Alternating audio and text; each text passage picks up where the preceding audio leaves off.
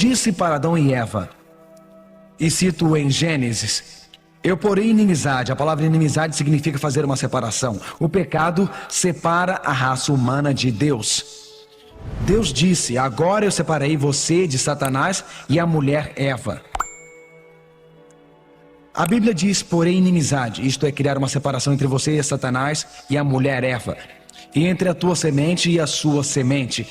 Ele, Jesus, ferirá a tua cabeça, Satanás, e tu lhe ferirás seu calcanhar. Gênesis 3, versículo 15. No jardim do Éden, Deus fez uma previsão. Deus deu uma profecia. Ele disse durante os tempos antigos: eu enviarei Cristo, o Messias, e o Messias virá e dará a Satanás um golpe mortal na cabeça. Cristo esmagaria a serpente sob seu calcanhar. E ele, a Bíblia diz, Cristo seria um Salvador, um poderoso Salvador, o Messias prometido, como foi previsto no jardim do Éden. E Deus então instituiu um plano que lembraria homens e muitas mulheres durante todos os tempos que o Messias chegaria. Primeiro, Adão e Eva e outros ofereceriam sacrifícios de animais. Depois, durante a época de Israel, Deus disse: e me farão um santuário. Êxodo 25, verso 8. E eu habitarei entre eles. Deus tinha um plano para nos livrar da ansiedade e do medo e da preocupação e da condenação e da culpa. Deus tinha um plano para cobrir o vazio feito pelo pecado através da separação. E assim, na antiga Israel, os judeus construíram um santuário. Vamos imaginar que um israelita se zangasse com seu vizinho e começasse a gritar e esbravejar contra o seu vizinho e batesse no rosto do seu vizinho. Este israelita agora se sente culpado, sente-se afastado de Deus, ele pecou, sente solidão e medo, porque quando pecamos e nosso coração se afasta de Deus, sentimos este medo, esta culpa, ela nos agarra. Deus disse: tragam um cordeiro, um macho sem manchas e sem marcas, e venham ao santuário e coloquem suas mãos sobre a cabeça do cordeiro. Então peguem uma faca e enfiem na garganta do cordeiro. Observem enquanto o sangue jorra sobre o chão. Ao confessarem seus pecados, a culpa desses pecados é transferida para o cordeiro. Vocês chegaram culpados, mas como o cordeiro suporta esta culpa agora, já que confessam seus pecados, o cordeiro deve morrer, porque o salário do pecado é o que, amigos? A morte. Portanto, a culpa é transferida do pecador para o cordeiro quando o pecador confessa seu pecado e o pecador fica livre. E para quem estes milhares de cordeiros apontavam? O Cristo que viria e nasceria, que libertaria um mundo de todo o pecado. Quem seria nosso cordeiro sem manchas e sem marcas? E que viveria a vida perfeita que deveríamos ter vivido? Quem iria para a cruz para ter a morte que deveríamos ter tido? Jesus é a ponte entre Deus e o homem. João diz em João 1, 29, leiam comigo por favor: eis o Cordeiro de Deus que tira o pecado do mundo. Jesus é o Cordeiro de Deus que tira, que suporta o peso. Ou você suporta o peso da sua própria culpa, ou tem um substituto. Eu me lembro de ter falado a Shirley. Shirley havia arruinado sua vida havia desmoronado, havia passado por um divórcio terrível, havia deixado seu marido por outra pessoa. Ela, anos depois, sentia-se culpada, sentia-se terrível por dentro, sabia que o que havia feito há 20 anos estava errado, mas não havia como ela se reconciliar com seu primeiro marido agora. Aquela experiência havia acabado. E ela se sentia tão mal, tão culpada, que conversamos uma noite. E ela disse: como um dia eu poderia ter paz de espírito? O que eu fiz foi errado, eu pequei. Eu sei, eu me sinto culpada todos os dias. Eu me sinto tão afastada de Deus, não me sinto amada, me sinto tão suja. E eu disse: Shirley, se vivesse na época do Antigo Testamento, você traria um cordeiro e estenderia suas mãos e confessaria seus pecados sobre a cabeça daquele cordeiro, e o pecado seria transferido de você para o cordeiro. Então pegaria sua faca e imolaria o cordeiro, e o cordeiro morreria pela culpa do seu pecado. Eu disse: Shirley, seu problema é este: não vive no Velho Testamento, nem tem um cordeiro, e não aceitou Jesus, portanto não tenha Jesus. Porque cada cordeiro, Shirley, aponta para Jesus. Ele é o Cordeiro de Deus. Ele é aquele cordeiro do Velho Testamento. No Velho Testamento, eles sacrificavam um cordeiro, e você diz: puxa, isso é terrível, que derramamos o sangue do cordeiro. É terrível, mas ainda é mais terrível saber que o sangue de Deus foi o que foi derramado em Jesus. Porque, meu amigo, a Bíblia diz que Cristo é aquele cordeiro. Ele veio para morrer por nossa causa. Ele veio para ocupar nosso lugar. Deus ofereceu um sacrifício. Se não existisse Jesus, teríamos que carregar a culpa de nossos próprios pecados, mas podemos recorrer ao Cordeiro de Deus. O coração do livro do Apocalipse é Jesus Cristo.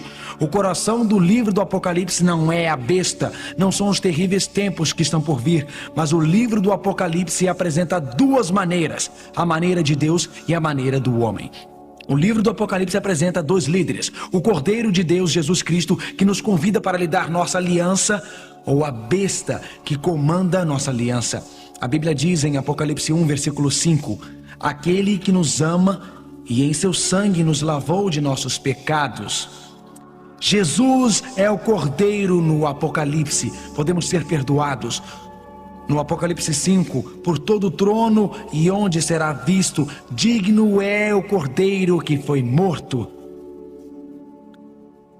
Em Apocalipse 12, verso 11 diz: e eles o venceram pelo sangue do Cordeiro. Em Apocalipse 13, verso 8 diz que Jesus é o Cordeiro que foi morto desde a fundação do mundo.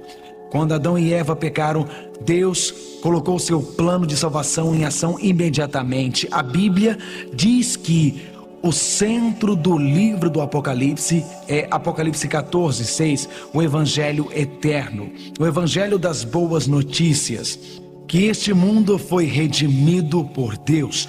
A boa notícia é que você pode se aproximar dele e obter o perdão. A boa notícia de que a condenação pode desaparecer. A boa notícia de que poderá ter a paz e felicidade e alegria. Um dia seremos convidados, segundo Apocalipse 19, verso 9, para a ceia das bodas do Cordeiro. O Éden será restaurado. Sentaremos com Cristo e o louvaremos para sempre. O livro de Apocalipse fala sobre Jesus vindo pela segunda vez.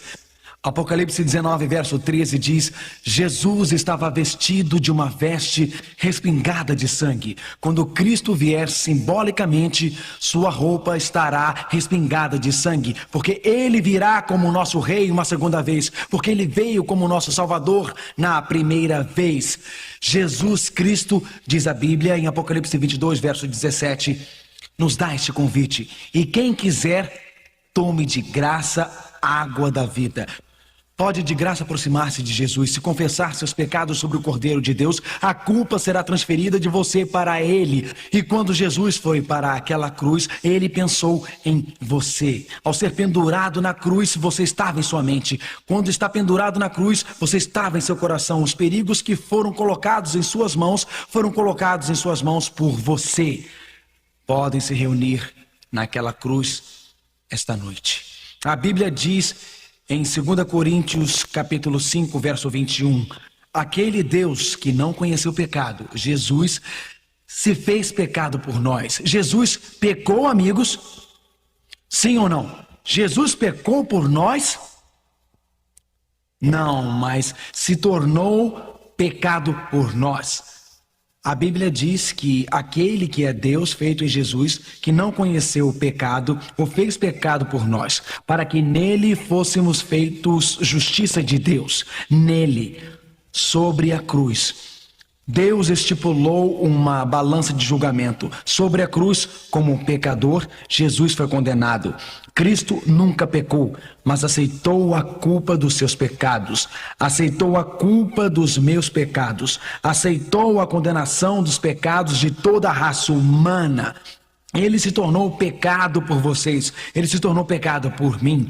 E Cristo determinou que, se fosse necessário ele se perder pela eternidade, ele estaria disposto a se perder por você e por mim. Quando estava na quinta série, levantei minha mão um dia e disse: professor, quanto tempo é a eternidade? E o professor disse: Mark, eternidade? Eu fui criado na costa leste. O vento soprando no meu cabelo, areia entre os meus dedos. E o professor disse: imagine uma gaivota tirando uma gota do oceano, uma vez a cada 1000 anos. A gaivota sai voando, e aí volta e tira mais uma gota do oceano. 1000 anos mais tarde. Depois a gaivota volta. E se você não entendeu, sua mulher explica a você mais tarde. Então, a gaivota volta 1000 anos mais tarde, tira mais uma gota do oceano, e vai e volta, e tira mais uma gota do oceano, e vai. Quando o oceano secar, disse o professor, este é o primeiro segundo da eternidade. A eternidade é um tempo muito, muito longo. E quando Jesus morreu na cruz, ele aceitou a culpa de todos os pecados da humanidade. E ele disse: estou disposto a ser condenado pelos pecados de Mark Finley, para que Mark Finley possa ir para o céu.